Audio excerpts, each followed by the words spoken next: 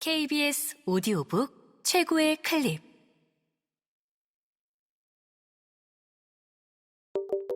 KBS 오디오북.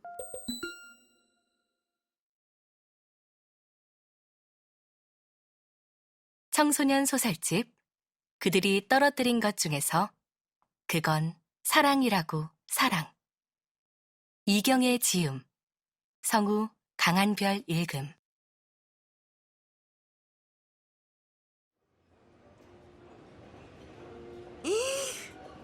이게 지금 26,000원이 아니고 26만 원이란 말이니?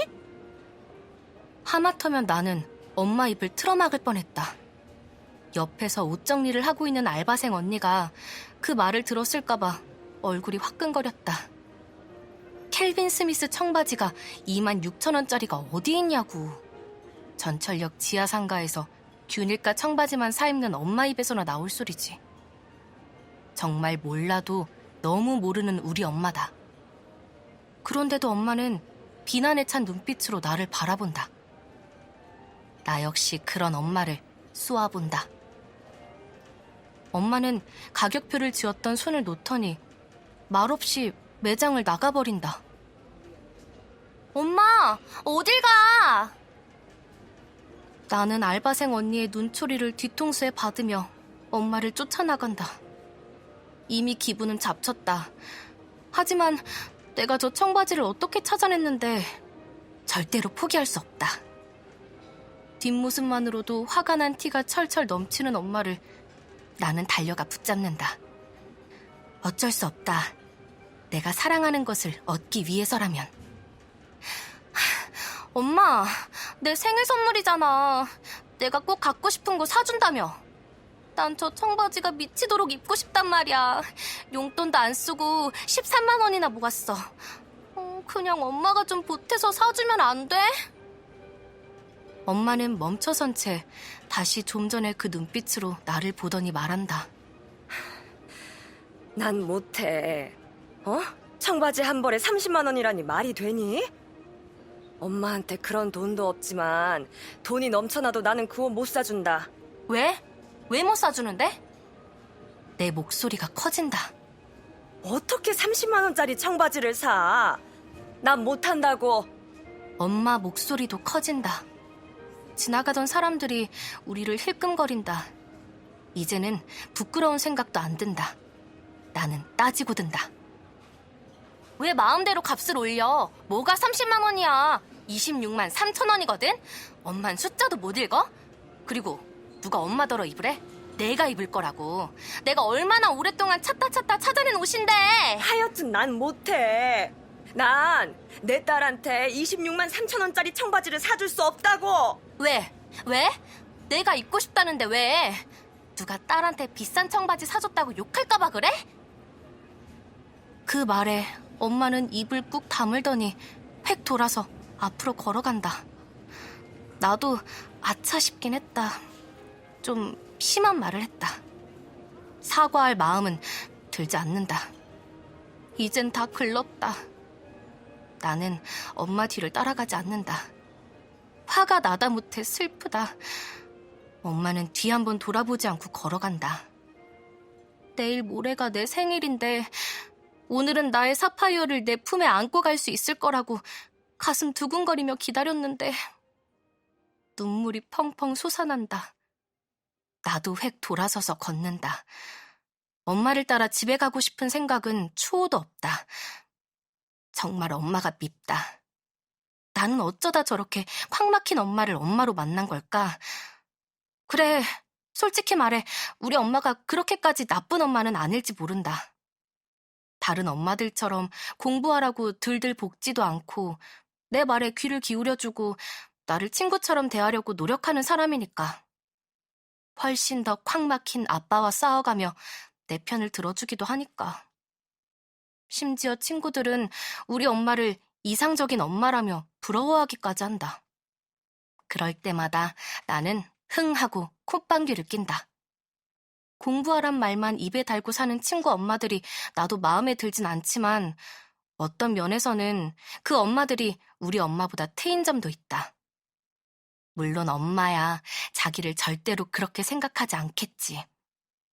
말은 안 해도 엄마는 속으로 그 엄마들을 속물이라고 경멸할 게 분명하다.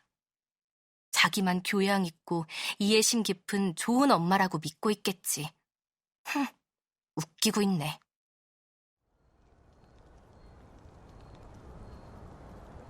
내 소원은 내 마음에 꼭 드는 청바지 한 벌을 갖는 거다. 시시한 청바지 수백 벌이 아니라 내 몸에 딱 맞아 내 긴 다리를 강조하고 늘씬한 핏을 자랑하는 단 한 벌의 청바지. 스타일리시하고 섹시하고 쿨한 청바지. 그것이 아무리 비쌀지라도. 그 소원을 위해 지난 몇 달 동안 나는 악착같이 용돈을 아껴 돈을 모았고 주말이면 청바지 매장을 샅샅이 돌아다니면서 쉬지 않고 청바지를 입었다 벗었다 했다. 인터넷의 직구 사이트를 통해 외국 청바지도 이잡듯이 뒤졌다. 그러다 찾아낸 청바지가 바로 저 청바지였다. 얼마나 기뻤는지 모른다. 소개팅이란 소개팅은 다 하다가 기어코 자기 마음에 드는 짝을 찾아낸 기분이 이런 걸까? 가격이 엄청나기는 했다. 26만 3천 원. 헉 소리가 절로 나왔다. 그러나 나는 그 청바지를 포기할 수 없었다. 비싸다는 생각보다는 이 세상에 누군가가 그렇게 내 마음에 쏙 드는 옷을 만들어 주었다는 게 고맙기 짝이 없었다. 내 마음에 드는 청바지가 없다면 억만금이 있더라도 무슨 소용이냐 말이다. 하지만 현실은 현실이니 우리 집 사정을 고려하여 나는 어떻게 더 싼 값에 살 수 없을지 온갖 사이트들을 뒤져보며 궁리를 했다. 그런데 저 옷은 이미 판매가 종료된 제품이어서 할인되어 파는 물건은커녕 제 값을 주고도 찾기가 힘들었다. 어딜 가도 못 구해, 이 바지는. 아우, 사이즈도 학생 사이즈 딱 하나 남았네. 매장 주인 말은 과장이 아니었다. 나는 그 청바지가 나를 기다려준 것만 같아 더욱 마음이 설렜다.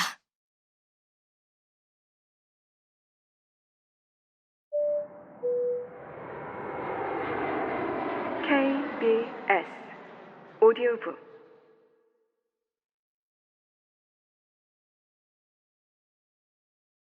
그날 나는 푸른빛의 그 청바지에게 사파이어라는 이름을 붙여주었다. 애정하는 물건에 이름을 붙이는 건 나의 어릴 때부터의 습관이었다. 나의 사파이어와 처음 만났던 순간이 떠오른다. 몇 달이고 뒤지고 다녔던 청바지 매장들. 켈빈 스미스 매장만도 안 가본 데가 없었다. 아무리 찾아도 내 마음에 쏙 드는 청바지는 없었다. 무언가 마음에 안 드는 구석이 하나씩은 있었다. 그러다 나의 사파이어가 눈에 띄었을 때 나는 첫눈에 이거다 싶었다. 당장 옷을 들고 피팅룸으로 달려갔다. 가슴이 마구 방망이질 쳤다. 바지에 다리를 넣고 지퍼를 올린 순간 나는 꺄! 환성이 터져 나오는 걸 참느라고 이를 악물었다. 그 옷은 나를 위해 만들어진 옷이었다. 내 몸에 착 달라붙던 그 느낌. 내 눈은 틀림없었다. 그 바지를 입자 내 몸은 모델처럼 달라져 보였고 나는 내 자신이 업그레이드 된 것 같았다. 한 점의 틈도 없이 내 몸에 밀착되는 옷. 한 점의 틈도 없이 내 마음을 가득 채우는 옷. 사람들이 흔히 말하듯 우리 엄마가 그렇게 믿듯 브랜드 네임의 혹한 허영심 때문이 아니었다. 나는 그 옷의 가치를 알아보았고 그 옷은 내 몸의 가치를 알아보았다. 우리는 서로를 알아보았고 서로를 선택했다. 가격은 아무런 의미도 없는 숫자일 뿐이었다. 그러나 그 숫자에 돈을 지불할 힘이 내게는 없었다. 용돈에서 아끼고 아껴 몇 달 동안 13만 원을 만들어 놓은 게 고작이었다. 그 돈을 위해 나는 꼬르륵거리는 배를 붙든 채 떡볶이나 튀김을 외면했고 졸린 눈을 비비며 일어나 버스도 안 타고 학교까지 걸어갔다. 괴롭지 않았다. 나의 사파이어가 내 품에 안길 수만 있다면 나는 무엇이든 견딜 수 있었다. 사랑의 감정과 하나도 다르지 않았다. 내 인생에서 사파이어가 사라진다면 나는 당장 바람 빠진 풍선이 될 게 분명했다. 내가 기다린 건 곧 다가올 생일이었다. 엄마는 생일 선물을 꼭 챙겨주는 사람이었다. 내가 원하는 물건이라면 약간 과하다 싶어도 무리를 해서 사줄 때가 많았다. 어떤 때는 더 콱 막힌 아빠 몰래 사줄 때도 있었다. 물론 엄마가 비싼 브랜드를 싫어한다는 건 잘 알고 있었다. 엄마는 그런 건 허영심이라며 질색을 했다. 그래도 생일 선물이니까, 그것도 거의 절반은 내가 모은 돈으로 사는 거니까 내가 조르면 나머지 돈쯤은 못 이기는 척 내줄 줄 알았다. 그래서 나는 헬륨 풍선처럼 빵빵해진 심장으로 오늘 엄마를 그 청바지 매장으로 데려갔던 거다. 켈빈 스미스가 그렇게 비싼 매장인 줄도 모르고 잘도 따라 들어오던 엄마는 가격표를 보자마자 얼굴이 창백해졌다. 그때 모든 게 끝났다는 것을 알았어야 했다. 이게 지금 26,000원이 아니고 26만 원이란 말이니? 하는 무지의 목소리가 나를 찌르기 전에. 그 말은 바늘이었다. 한껏 부풀었던 내 심장의 풍선은 그 말의 바늘에 맥없이 터지고 말았다. 나는 혼자 거리를 방황했다. 친구라도 불러 하소연하고 싶었지만 이런 일을 이해해줄 친구는 내 주변에 없었다. 내 친구들 중에 소위 금수저는 하나도 없었으니까. 내 친구들은 다들 그냥 그런 가정 형편이었다. 엄마들은 둘째치고 본인들 스스로 그런 비싼 청바지에 욕심을 내지 않았다. 가장 친한 친구인 정윤이조차 내가 사파이어를 피팅룸에서 입어보고 기뻐 날뛰며 나왔을 때 처음엔 와, 진짜 옷이 날개다. 너 정말 달라 보여 하고 외쳐놓고는 가격표를 보더니 고개를 절레절레 내젓지 않았던가. 옷이야 죽여주지만 솔직히 이 돈 주고 살 생각은 안 들지 않니? 이 돈이면 다른 옷 몇 벌을 살 텐데? 정윤이의 말은 내 기쁨에 찬물을 끼얹었다.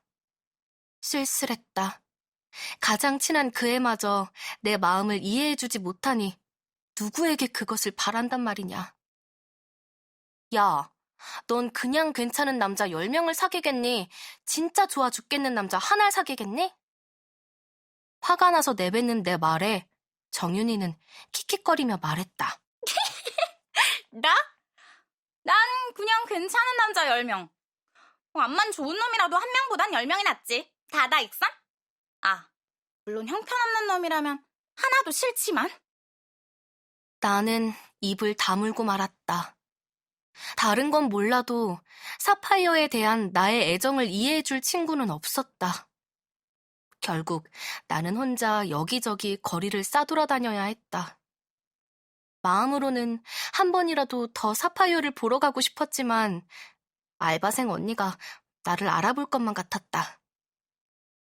이래저래 잡친 기분은 회복되지 않았다.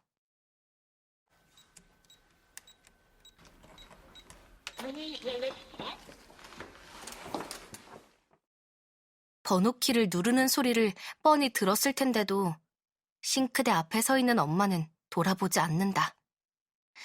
나 역시 들어왔다는 말도 안 하고 내 방문을 소리내어 쾅 닫고 들어간다. 책상 위에 편지 봉투가 놓여 있다. 보나마나 또 엄마가 편지를 썼겠지. 갑자기 화딱지가 난다. 저렇게 들어오는 딸 얼굴도 보지 않으면서 다정한 척 편지는 잘 뒀어. 엄마는 늘 그런다. 화가 나서 말을 하면 싸움이 되니까, 아니, 말로 하면 나를 이기기 힘드니까 저렇게 편지로 자기 생각을 우긴다. 현지라면 이제 나는 신물이 난다.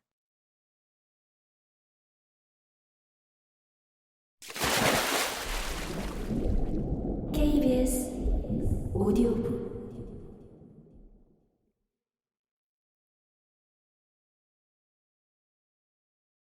초등학교 2학년 때였다. 그때 내가 꽂힌 건 하얀색의 발목 부츠였다. 지금처럼 비싼 브랜드의 물건이 아니라 시장 신발 가게에 놓여있던 저렴한 제품이었다. 나는 그 부츠를 본 순간 매혹되어 정신을 차릴 수가 없었다. 그 신을 신으면 내 하얀 겨울 코트가 얼마나 빛날지 눈에 선했다. 그때도 나는 그 신발에 하양이란 이름을 당장 붙여주었다. 하얀 코트를 입고서 내게 있던 검은 부츠 까망이를 신을 때면 마음이 언짢았다. 해서는 안 될 범죄를 저지르는 것처럼. 지금 생각해보면 비닐과 다름없는 인조가죽의 아동용 부츠였던 하양이는 진짜 가죽 부츠인 까망이에 비하면 껌값이었을 것이다. 문제는 까망이를 산 지 얼마 되지 않았다는 사실이었다. 겨울이 시작될 때 엄마가 사주었던 까망이도 내가 고른 신발이긴 했다. 그러나 어쩌란 말이냐. 그때 그 가게에는 하양이가 없었던 것을. 내 마음을 사로잡는 신발을 나중에 발견했으니 그것은 내 잘못이 아니지 않나? 나는 엄마를 조르기 시작했다. 미칠 듯이 하양이를 사고 싶었으니까. 엄마는 내 요구를 단칼에 거절했다. 신발 산 지 얼마 됐다고 또 사냐고 했다. 그 말은 맞는 말이었지만 나는 하양이를 갖고 싶어 견딜 수가 없었다.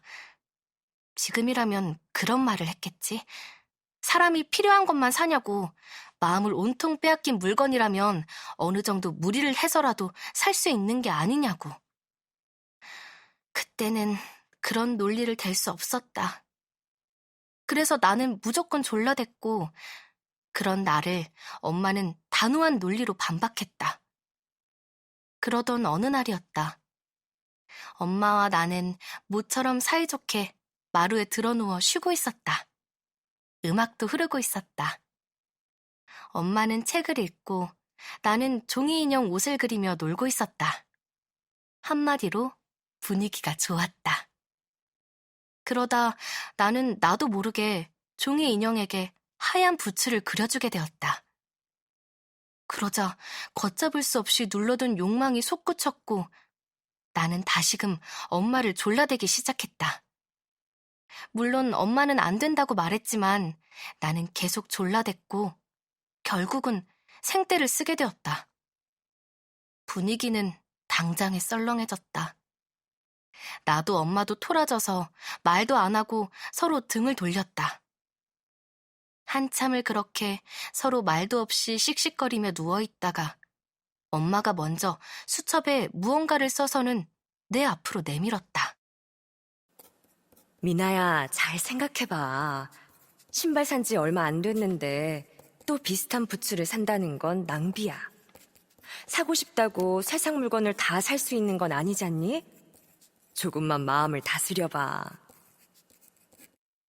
그 말에 나는 화가 더 났다. 그 말은 매우 다정한 말투였는데도 나는 화를 참을 수가 없었다. 나는 수첩에 답장을 썼다. 누가 세상 물건을 다 산댔어? 난 딱 그 부츠 하나만 사고 싶어. 다른 신발은 하나도 필요 없다고. 엄마도 답을 썼다. 이미 너한테는 부츠가 있잖아. 있는 걸 또 사는 건 사치야.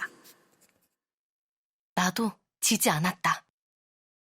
부츠는 있지만 그 부츠는 없잖아. 나는 나한테 없는 걸 사는 거야. 엄마는 그게 다 똑같아? 나한테는 완전 달라. 엄마, 제발 사게 해줘. 나는 정말 그 부츠가 너무 갖고 싶어. 응? 엄마, 제발. 나의 애원에도 엄마는 넘어가지 않았다. 민하야, 어떻게 갖고 싶다고 다 갖니? 참는 마음도 길러야지. 네가 지금 그렇게 그것만 악착같이 사려고 하는 거야말로 네가 그 부츠에 노예가 되어 있다는 증거야. 나는 화가 치밀어 올라 큰 글씨로 마구 갈겼었다. 응, 나 그 부츠의 노예 맞아. 그러니 제발 사줘. 엄마, 제발, 제발. 엄마는 결국 벌떡 일어나더니 화장실로 들어가 버렸다. 내 앞에서 화를 내는 걸 참기 위해 하는 엄마의 노력이었다. 혼자 남은 나는 펑펑 울었다. 하양이를 가질 수 없다는 슬픔에. 결국 그 싸움에서 나는 졌다. 그 뒤로 엄마는 내가 부츠 얘기를 꺼내면 대꾸도 하지 않았다. 어린 나는 돈을 모을 길도 없었다.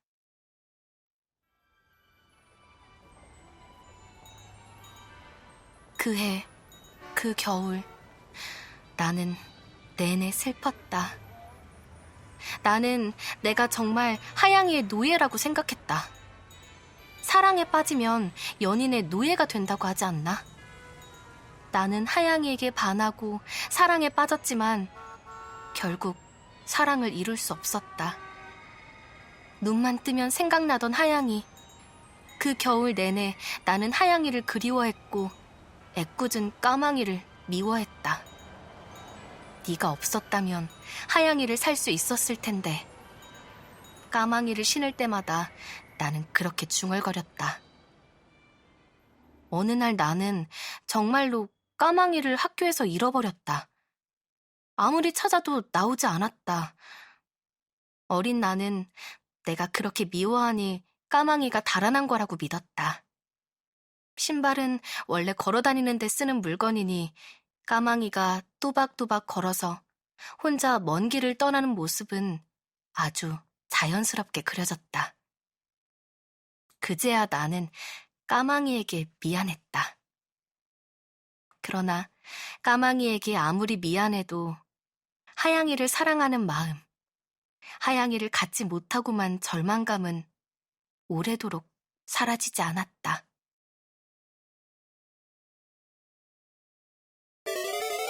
B S O D O 북!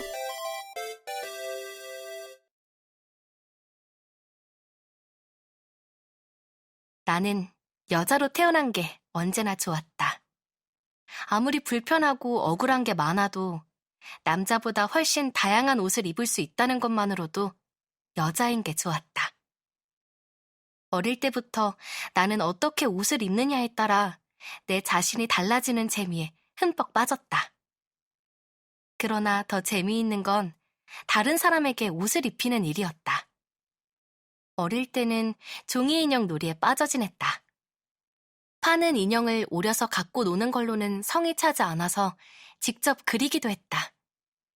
잡지에 나오는 연예인을 오려서 뒤에 종이를 한 겹 더 갖다 붙이면 훌륭한 인형이 되었다. 나는 그 인형들에게 수없이 많은 옷을 그리고 오려서 입혀주었다.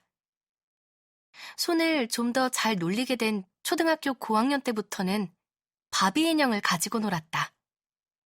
헝겊 쪼가리나 입던 옷들을 가지고 옷을 만들어주었다. 중학생이 되자 약속이라도 한 듯 친구들은 인형놀이를 그만두었지만 나는 여전히 내 바비 인형 코코를 버리지 않았다. 코코에게 옷을 만들어 입혀주는 일은 나의 큰 기쁨이었다. 그동안 만들어준 인형 옷만도 100벌은 될 것이다. 내가 점 찍은 사파이어의 기본 라인도 눈여겨보고 와서 코코에게 만들어주었다. 코코란 이름도 유명한 디자이너 코코 샤넬의 이름에서 따온 거였다. 내 꿈은 연예인의 의상 코디네이터가 되는 것이다. 연예인처럼 기본 체형이 되는 살아있는 인형에게 내 마음대로 옷을 입혀보고 싶다. 그러나 나는 이런 내 꿈을 말해본 적이 없다. 엄마한테도 말하지 않았다. 어쩐지 말하면 꿈이 새어나가 버릴까 봐서다. 엄마는 내가 만든 인형 옷을 보고 감탄하며 우리 미나가 패션 디자이너가 되려나 하고 말했다. 그러나 나는 옷을 새로 디자인하는 것보다는 세상의 수많은 옷들을 재료로 삼아 인간을, 그러니까 살아있는 인형을 멋지게 꾸미는 일이 훨씬 흥미롭다. 그런 점에서는 내 자신도 인형이다. 나는 내 취향에 맞는 옷을 선택해 나를 표현하고 싶다. 이건 화가들이 좋은 물감을 찾거나 연주가들이 좋은 악기를 찾는 거랑 비슷하다. 아니, 그냥 사랑이다. 나는 어떤 옷과 어떤 신발과 어떤 가방과 사랑에 빠진다. 어떤 남자와 사랑에 빠지듯이. 사랑에 빠지면 나는 맹목적이 된다. 이 지점에서 엄마와 나는 늘 부딪힌다. 어릴 때 그 하얀 부츠 사건 이후로는 나도 여간에서는 엄마를 졸라대지 않았다. 그 대신 엄마가 기회를 줄 때 최대한 신중하게 내 애인을 골랐다. 그러나 어쩔 수 없이 이런 경우가 생긴다. 딱 사랑이다. 사랑이 어떻게 그렇게 이성적으로만 가능하냔 말이다. 그럴 때 다른 엄마들은 보통 돈 없어 하고 말아버리는데 우리 엄마는 절대 그러지 않는다. 그 물건이 나에게 안 좋은 이유나 그렇게 물건을 사서 나쁜 버릇이 생길 거라는 이유를 장황하게 편지로 쓴다. 얼핏 보면 그렇게 하는 엄마가 큰 소리치며 욕하는 엄마보다 좋아 보이겠지만 난 이미 그런 스타일에 질릴 대로 질렸다. 차라리 미쳤냐고 소리치며 안 된다고 하는 엄마들이 나는 심플해 보인다. 그럼 그냥 같이 소리 지르면서 싸우면 될 테니까. 저렇게 모든 편지를 써대는 엄마랑 다투는 일은 퍽이나 피곤하다. 뻔하다. 오늘도 분명 그렇게 비싼 청바지를 사서는 안 되는 이유를 줄줄이 늘어놓았겠지. 사치, 허영, 내면의 아름다움이니 어쩌고 저쩌고 온갖 얘기가 적혀 있을 것이다. 쳐다보기도 싫다. 나는 침대에 몸을 던진다. 나의 소중한 사파이어가 눈앞에 어른거린다. 모자라는 돈을 채우려면 다시 몇 달을 기다려야 할까? 사파이어가 그 자리에서 기다려만 준다면 나도 얼마든지 그 시간쯤 버틸 수 있다. 그러나 사파이어는 딱 한 벌 남은 청바지다. 그 사이에 누군가에게 팔려 사라져버릴 게 분명하다. 누군가 사파이어를 입고 환호성을 지르며 돈을 지불하는 광경이 떠오른다. 쓰라리다. 너무나 간절히 사파이어를 갖고 싶다. 오늘 그럴 수 있으리라 기대했던 만큼 실망은 더욱 크다. 사파이어만 있다면 내 옷장에 있는 모든 옷들이 살아날 텐데 아무리 싸구려 티셔츠라도 사파이어 위에 걸친다면 시크한 매력을 뽐낼 수 있을 텐데 생각할수록 아깝고 속상하고 억울하다. 우리 집이 부자는 아니지만 그래도 엄마는 책이나 CD, DVD 같은 건 전집 세트라도 마다하지 않고 사주지 않나? 작년 생일에는 비싼 블루투스 스피커도 사주었다. 그러니까 엄마는 문화와 교양에 대한 물품이라면 조금도 아까워하지 않는 거다. 하긴 옷이나 가방, 신발도 내게 적당한 것이라면 물론 엄마 생각에 선물로 사주곤 했다. 이번에는 좀 달랐다. 청바지 치고는 엄청 비싼 청바지라는 사실이 나도 걸리긴 했다. 그러나 목숨을 걸어서라도 사랑하는 연인을 차지하고 싶은 사람이라면 그렇게 할 수밖에 없지 않나? 나는 이를테면 그 청바지에게 반한 거고 사랑에 빠진 건데. 사파이어가 비록 우리 집 형편에 터무니없이 비싼 옷일지라도 그거 한 벌만 사면 나는 10년 동안 청바지를 한 벌도 안 사도 된다. 그렇게 본다면 오히려 절약이 아니냔 말이다. 그러나 엄마는 이런 내 마음을 조금도 모른다. 이해하려고 하지도 않는다. 하긴 엄마가 어떻게 이해하겠나. 엄마는 늘 할인 매장이나 벼룩시장에서 옷을 산다. 안목이 아주 없지는 않기 때문에 그런 곳에서 크게 나쁘지 않은 옷을 싸게 사 입는다는 건 나도 인정한다. 그러나 그건 엄마의 스타일이다. 엄마의 스타일은 고정되어 있다. 늘 무난하고 고상하고 점잖고 편안한 눈에 띄지 않는 평범한 옷이 엄마의 주요 아이템이다. 엄마 친구들도 하나같이 그렇다. 다른 엄마들을 보면 백화점에서 어쩌다 좋은 옷을 한두 벌씩은 갖춰 입는다.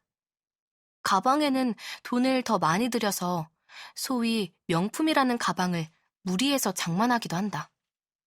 물론 그런 스타일도 내 마음에 드는 건 아니지만 최소한 옷의 가격이 어떤지는 아는 사람들이다. 그러나 우리 엄마는 늘 그렇게 저렴한 것들만 구입하니 도대체 웬만한 옷의 가격을 알지도 못한다. 그런 엄마니 26만 3천 원이 적힌 가격표를 보고 기절하지 않은 것만도 다행이다. 하지만 엄마도 자기가 좋아하는 책을 사는 데나 영화 구경 같은 데에는 별로 아끼지 않고 돈을 쓰지 않나? 책이나 영화에 돈 쓰는 게 옷이나 화장품에 돈 쓰는 것보다 고상하다고 생각하는 엄마의 마인드가 나는 정말 못마땅하다.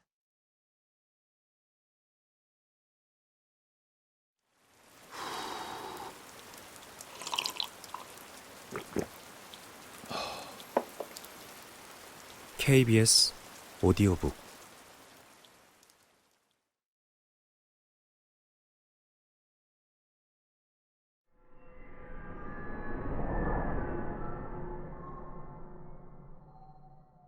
나는 엄마와 만화책 사는 문제로도 한번 부딪혔다. 스타일 만드는 여자란 만화는 코디네이터가 주인공인 만화였다. 내가 말도 못하게 감동받은 만화여서 나는 20권의 시리즈를 다 소장하고 싶었다. 처음에 엄마는 내가 사겠다는 게 책이라니까 시리즈 전체를 사겠다는데도 말리지 않았다.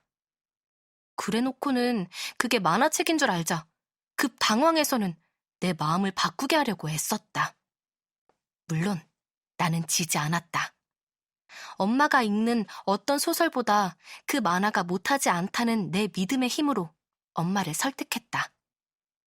막상 그 만화책이 책상에 꽂히자 책을 좋아하는 엄마는 야금야금 그것을 꺼내 읽기 시작했고 결국은 나보다 더 열성적인 중독자가 되었다.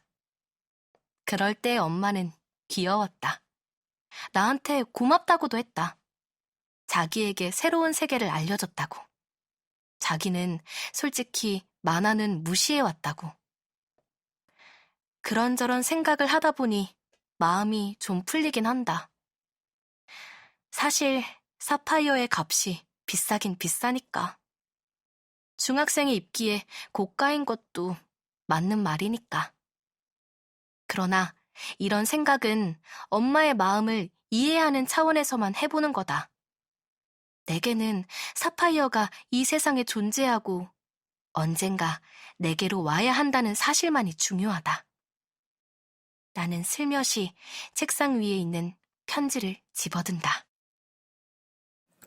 미나야, 엄마는 오늘 너무 슬펐다. 놀라기도 했고. 너한테 화를 내고 마음이 정말 안 좋았지만 그래도 나는 내 자신을 설득할 수가 없었어. 엄마의 가치관으로는 그렇게 비싼 청바지를 사주는 게 옳은 일이 아니거든. 너를 위해서라도. 그리고 그렇게 비싼 청바지를 사겠다고 우겨대는 너를 보고 실망한 마음도 컸다. 내가 너를 잘못 가르쳤나 그런 생각까지 들었지. 네가 옷에 대해 안목이 남다르고 패션을 좋아한다는 것도 잘 알고 있지만 내 눈에는 다른 청바지들과 크게 다르지 않은 그 옷을 그렇게 비싼 값을 주고 사려고 하다니 나는 아무래도 이해가 가지 않았다. 한창 멋을 부릴 때이고 요즘 아이들은 브랜드에 민감하다니 그럴 수도 있겠다고 이해해 보려고 했지만 잘 되지 않았다. 아무래도 그건 허영인 것 같고 그런 태도는 올바르지 않다는 게 엄마의 생각이야. 차라리 네가 절반 값의 바지를 2벌 사겠다고 했으면 나는 무슨 수를 써서라도 사줬을 텐데. 너의 생일 선물이니까. 어떻게 생각해도 30만 원, 아니 26만 3천 원짜리 청바지를 내 딸에게 사준다는 건 내 자신에게 용납이 되지 않아. 너의 비난처럼 남이 욕할까봐 그러는 게 아니라. 괄호 열고 그 말도 사실 몹시 기분 나빴어. 네가 엄마를 고작 남의 눈치나 보는 사람으로 말하니까. 그거야 뭐 네가 화가 나서 나오는 대로 내뱉은 말이겠지만. 괄호 닫고. 화가 몹시 나서 그렇게 확 와버렸지만 돌아오면서는 사실 후회가 많이 되었어. 마음도 아팠고. 네가 얼마나 간절히 그것을 원하는지 알았으니까 더 그랬지. 그렇게 원하는 것을, 그것을 위해 그렇게 고생까지 한 걸 잘 알고 있었으니까. 무엇보다도 기쁘게 생일 선물 사러 나갔다가 이렇게 다 망쳐버렸으니까. 그건 미안해. 엄마가 좀 더 차분하게 대할 수도 있었을 텐데. 미나야, 어쨌든 지금 우리는 전혀 다른 생각으로 소통이 잘 안 되니까 조금 시간을 더 보자. 다행히 생일까지는 시간이 남아 있으니까. 그 사이에 너도 정말 그 옷이 그만큼 필요한 건지 더 생각해봐주면 좋겠다. 엄마도 네 입장에서 생각을 해보도록 할게. 그래서 생일날 다시 얘기해보자. 그때까진 서로 말 안 하는 게 좋을 것 같아. 누군가의 생각이 이해가 되어 결정이 되면 주말에 그 청바지를 사거나 다른 생일 선물을 사러 가도록 하자. 오케이?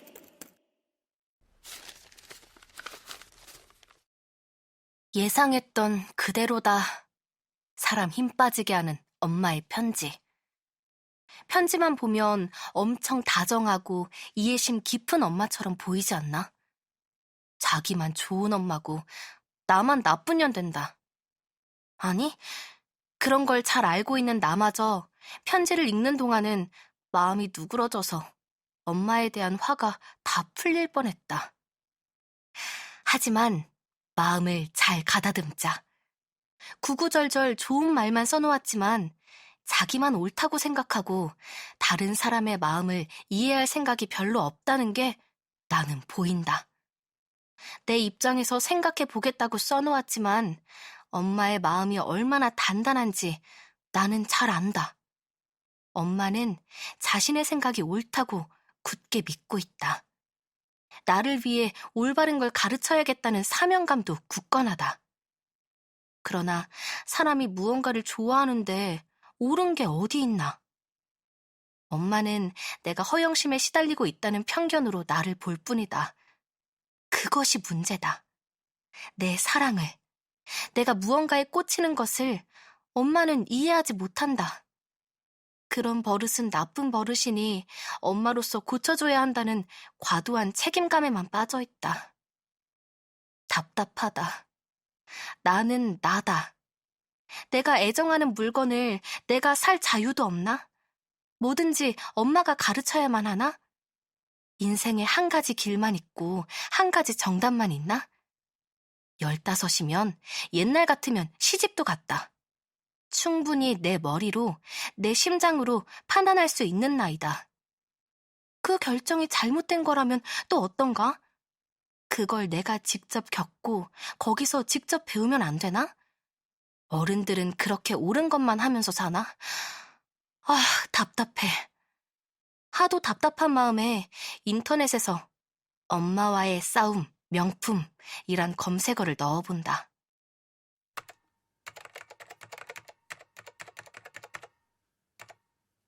친구들이 다 브랜드 옷 입고 다니는데 집안 형편이 안 되어 사달라 할 수도 없고, 그러다 못 참고 사달랬더니 엄마는 안 된다고만 하는 고민에 명품을 밝히는 것은 마음의 빈 곳을 메꾸기 위해 그러는 것이니 내면을 채우라는 등의 개소리만 잔뜩 댓글로 달려있다.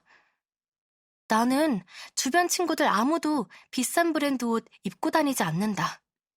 내가 입고 다니면 알아주지도 않을 뿐더러 가격을 알면 다들 미쳤다고 할 거다. 나는 오직 그 옷을 사랑하게 되어 원할 뿐이다. 이런 마음을 말할 곳이 아무데도 없다니 화가 나고 갑갑하다. 눈앞에 사파이어가 어른거린다. 잘 빠진 라인, 세련된 물빠짐, 내 엉덩이 라인을 쑥 올려주게 가장 효과적인 위치에 달려있는 뒤 포켓. 나는 누운 채 공상에 빠진다. 어렸을 때 많이 하던 공상이다. 패턴은 정해져 있고 내가 꽂힌 물건과 사례금만 바뀐다.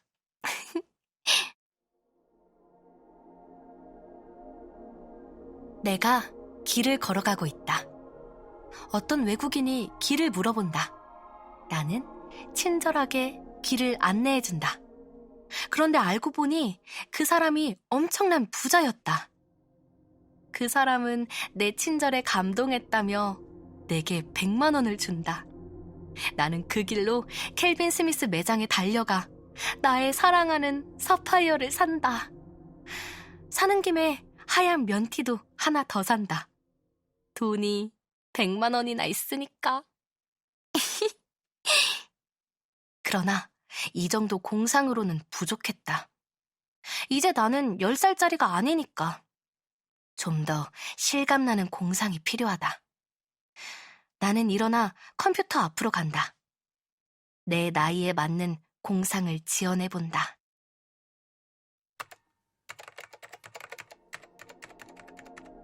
뭐야? 이런 사람들을 데리고 어떻게 광고를 찍으란 말이야? 다들 보내버려! 켈빈 스미스의 광고를 만드는 K는 버럭 소리를 지르며 거리로 뛰쳐나갔다. 조감독이 데려온 여자들은 얼핏 보기엔 쭉쭉 잘 빠진 듯 보였지만 K가 찾고 있는 아우라를 지니고 있지 못했다. 그들은 하나같이 똑같아 보였다. 평범하지만 평범하지 않은 일반인. K가 찾고 있는 것은 바로 그런 소녀였다. K는 거리를 지나는 수많은 여성들을 살펴보았다. 광고 제작 마감이 코앞인데 찍을 모델이 없다니 초조해서 미칠 것만 같았다. 잘 빠진 연예인이나 모델은 수없이 많았지만 그런 광고는 흔해 빠졌다. 사람들은 직업적인 모델을 보면 자기와는 이질적인 먼 나라의 사람으로 여길 뿐이다. 그때였다. K의 눈에 한 소녀가 들어왔다. 바로 켈빈 스미스 매장 앞에서 넋을 잃고 마네킹이 입은 청바지를 바라보고 있는 한 소녀. 얼핏 그녀는 평범해 보였지만 K만은 그녀의 가치를 알아볼 수 있었다. K는 정신없이 달려가 그녀의 등을 쳤다. 어머, 학생!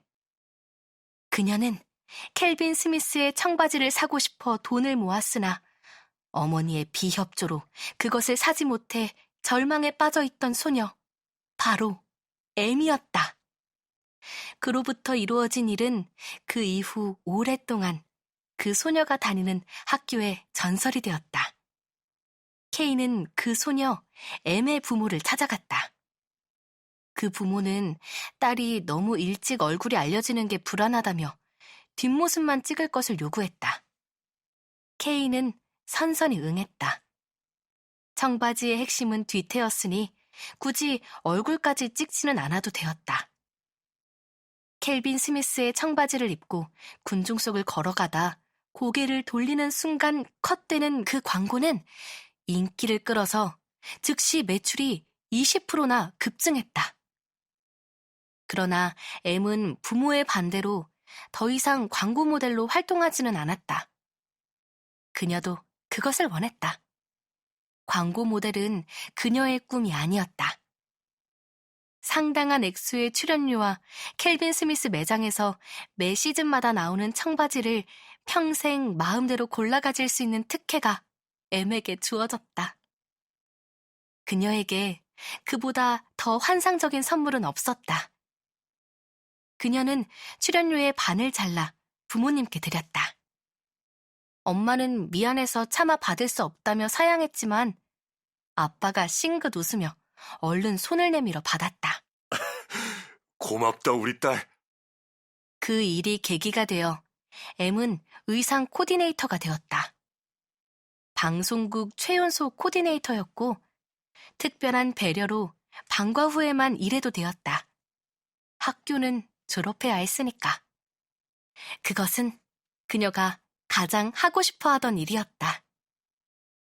텔레비전에서만 보던 멋진 연예인들에게 마음껏 옷을 입히는 놀이라니.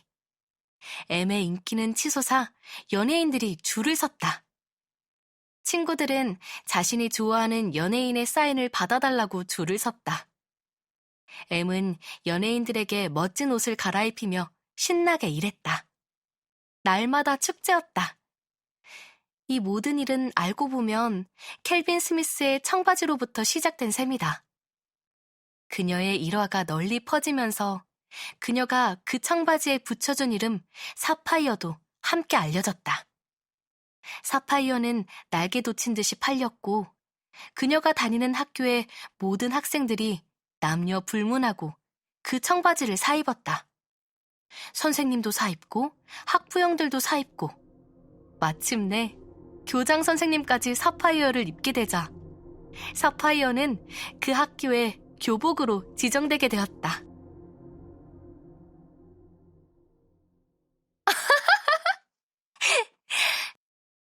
써놓은 걸 혼자 읽고 있자니 웃긴다. 조금은 속이 시원해졌지만 그렇다고 달라질 건 없다. 내 손에는 사파이어가 없으니까. 내가 사파이어를 입을 희망도 점점 사라지고 있으니까. 그것이 현실이니까. 나는 컴퓨터를 끈다.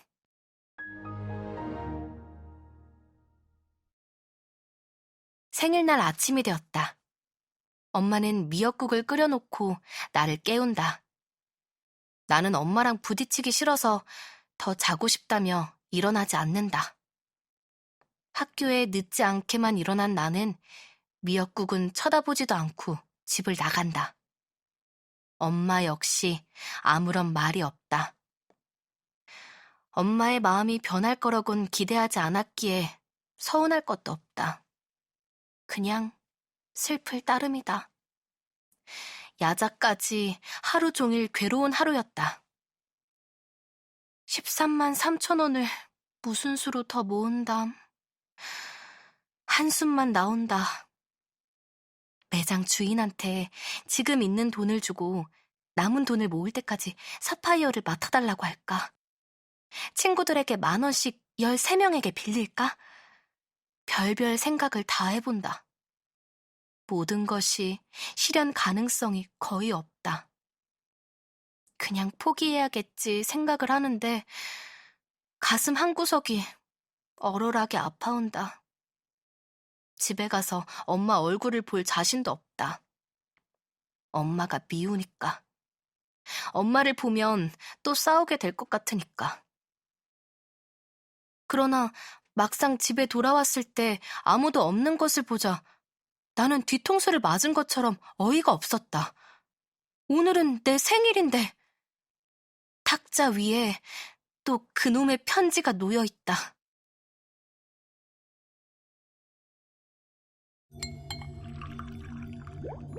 KBS 오디오북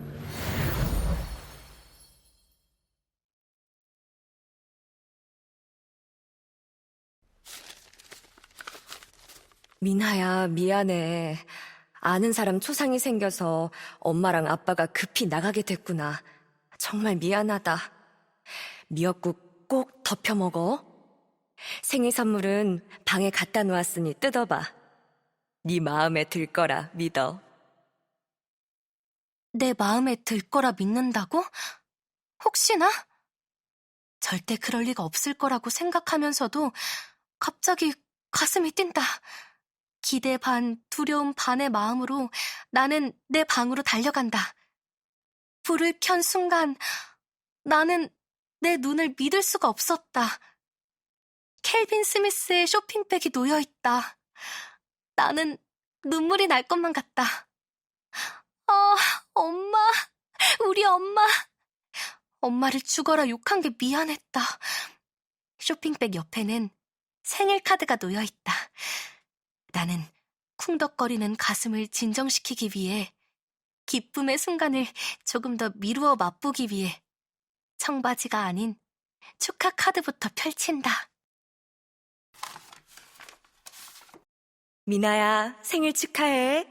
엄마 딸로 태어나줘서 정말 고맙다. 지난번 일로 속이 많이 상했지?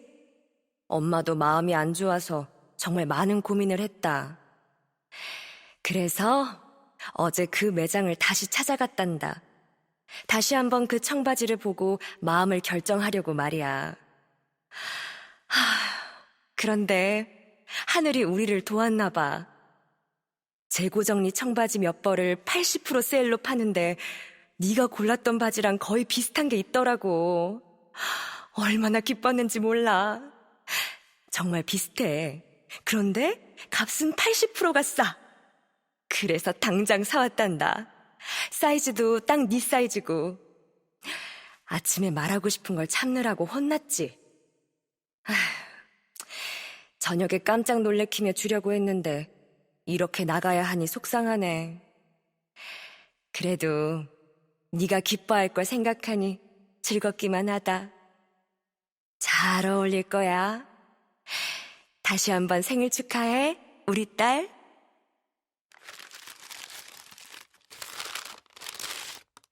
나는 얼른 쇼핑백을 엎어서 청바지를 꺼낸다. 불길했다. 그럼 그렇지. 그럴 줄 알았지만 온몸에서 힘이 싹 빠져나간다. 엄마 눈엔 이 청바지가 나의 사파이어와 비슷하게 거의 같게 보였겠지. 주머니 디자인 비슷하고 색깔 비슷하니까.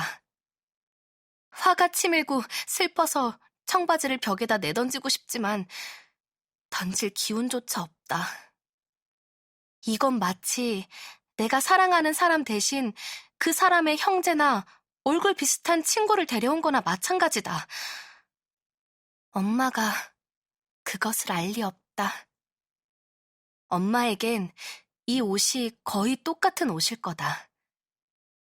내가 기뻐할 거라 생각하고 신나게 돈을 치렀을 엄마를 생각하니 오히려 가엾은 생각이 들 지경이다. 엄마는 내가 사라지고 없으면 어디서 나 비슷하게 생긴 사치 안 부리는 여자애 하나 데려와 대신 딸로 삼으면 되겠지. 그런데 미안하지만 나는 그게 안 되거든?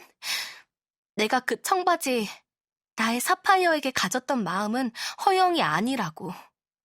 그건 다른 감정이야. 엄마가 아는가 모르지만 그건 사랑이라고, 사랑. 가슴은 부글거리지만 나는 그 말을 뱉을 데가 없다. 엄마를 흉내내서 편지 따위는 결코 쓰고 싶지 않다. 결국 엄마는 평생 내 마음을 알지 못할 거다. 얼른 어른이 되고 싶다. 어른이 되어 내 손으로 돈을 벌어 내가 좋아하는 물건만 내 마음대로 사며 살고 싶다. 다시금 어린 날 하양이를 갖지 못했던 아픔이 되살아난다. 그리고 또박또박 걸어가 나를 떠나간 까망이도 떠오른다. 나는 엄마가 사다 준 켈빈 스미스 청바지를 그대로 쇼핑백에 도로 넣어 식탁 위에 갖다 놓는다. 정들기 전에. 잘못하면 또 까망이에게 가졌던 죄의식을 얘한테도 가지게 될지 모르니까. 잘 가라. 미안하지만 나는 사랑하는 애가 있단다. 네가 못나서가 아니야. 나는 이미 사랑에 빠졌으니까 다른 애는 눈에 들어오지 않지. 다른 사람에게 가서 사랑받고 잘 살기를. 내 방으로 다시 들어오니 코코가 보인다. 청바지를 입고 있는 코코. 사파이어를 보고 와서 만들어준 저 바지.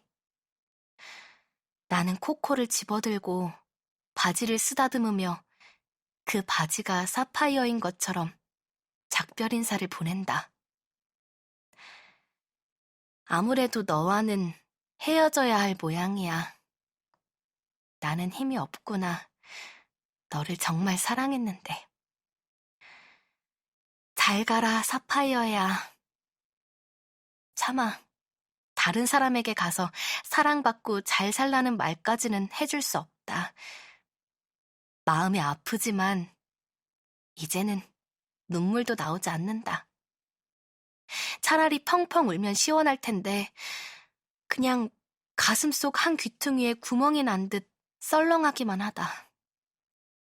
잘한다는 건 이런 걸까?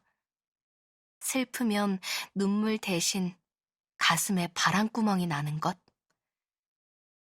청바지에도 다리가 달려있으니 사파이어가 슬며시 일어서서 혼자 멀리 걸어가는 모습이 보이는 것만 같다. 슬프고 슬픈 뒷모습이었다. 안녕하세요. 작가 이경혜입니다. 이 글은 매우 편파적이에요. 오직 민하의 입장에서만 썼거든요. 민하 엄마의 입장에서 쓴다면 전혀 다른 글이 나왔겠지요. 나도 나이 많은 어른이지만 이 글에서 나는 민하였으니 오직 민하의 마음밖에 알 수 없었어요. 그랬더니 참 슬프고 쓸쓸하네요. 아이들 키울 때 나야말로 민하 엄마 같은 사람이었는데 많이 늦었지만 내 딸들에게 미안한 마음을 전합니다. 써놓고 보니 이 이야기는 사랑 이야기이기도 하네요. 겉으로는 비싼 청바지를 둘러싼 갈등을 얘기하고 있지만요. 그렇게 읽어주신다면 정말 기쁠 거예요. 여러분은 지금 청소년 소설집 그들이 떨어뜨린 것 중에 단편소설 그건 사랑이라고 사랑을 들으셨습니다. 그건 사랑이라고 사랑은 5편의 소설이 실린 그들이 떨어뜨린 것이라는 소설집 중에 한 편입니다. 이 작품은 열망하는 것을 갖지 못한 고등학생 미나의 마음을 그리고 있는데요. 엄마와의 소통 불가능으로 원하는 것을 포기할 수밖에 없는 여고생의 마음을 청소년이 받는 외로운 심정으로 단단하게 표현했습니다. 지금까지 성우 강한별이었습니다.